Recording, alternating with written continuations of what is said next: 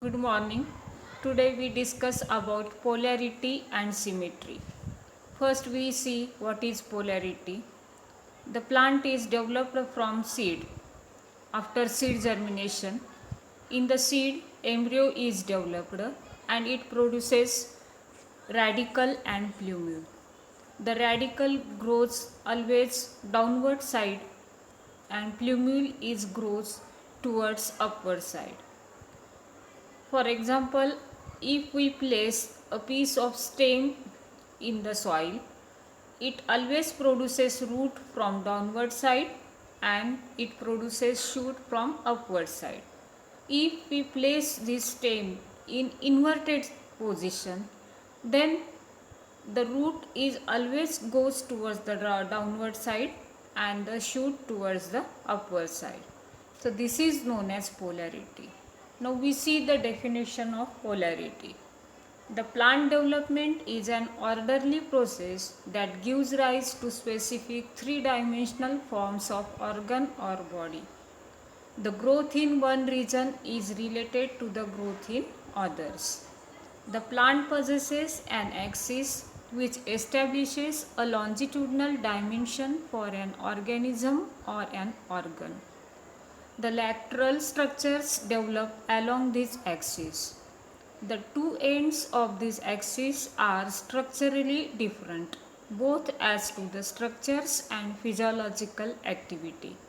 Thus, a typical vascular plant has a major axis with root at its one end and the shoot at the other end with lateral appendages, that is leaves, branches, etc., which disposed symmetrically around it.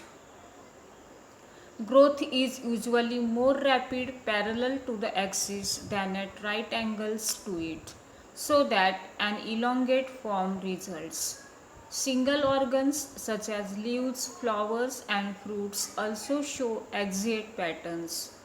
These patterns appear very early in the development as the differences in growth or in planes of cell division.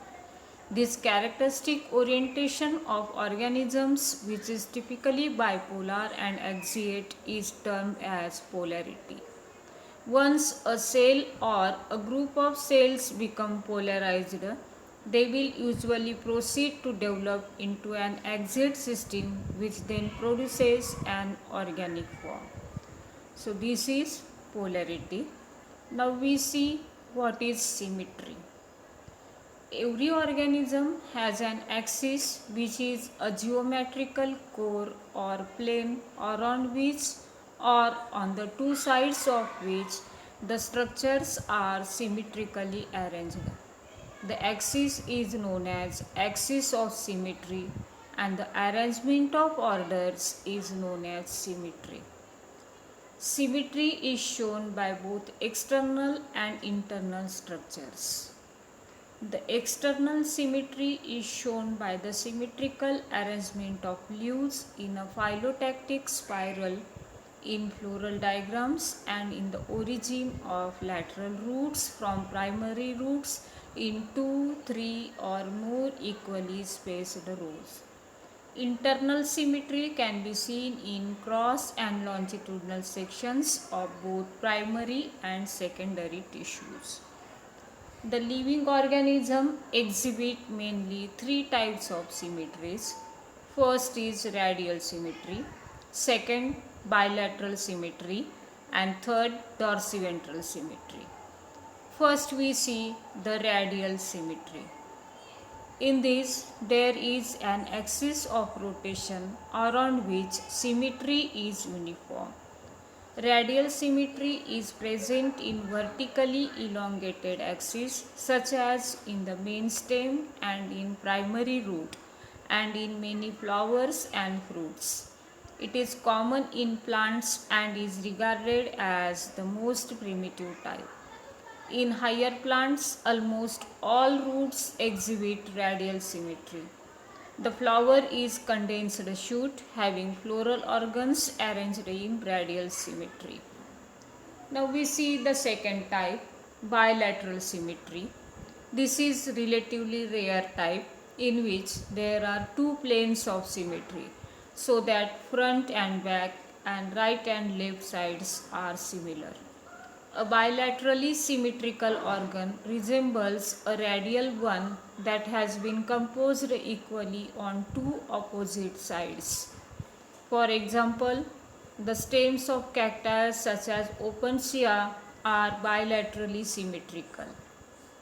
In grasses and some other monocotyledons, leaves are bilaterally symmetrical. Now we see the third type, dorsiventral symmetry.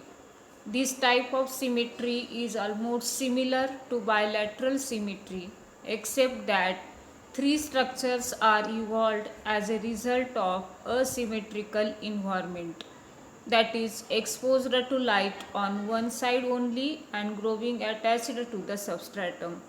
In this type, there is only one plane of symmetry which extends vertically through one dimension of the structure.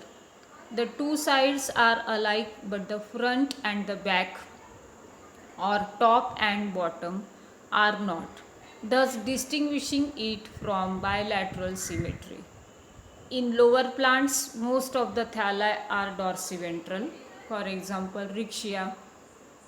All leaves are typically dorsiventral structures. So this is about the symmetry.